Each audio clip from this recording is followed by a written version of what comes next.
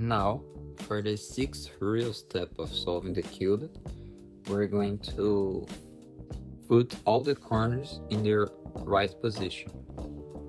Already we have all the edges facing up and correct positions.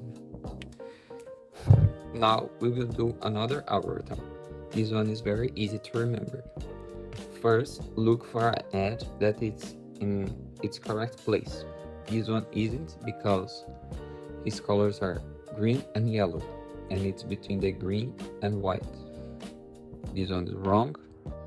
This one's wrong because it's blue, white, but it's yellow. And here's wrong as well. Since all of them are in the wrong spot, just do the algorithm. It goes like this.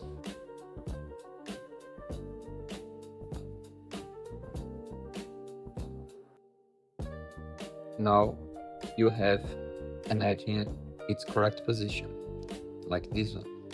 Whenever you get one, do these moves with the correct corner in your right, like here. Now every edge is in its correct position. This one is in the correct position but flipped. Here. This one isn't, but this one is, because it has orange, green, and white. So do that algorithm with this corner in the right.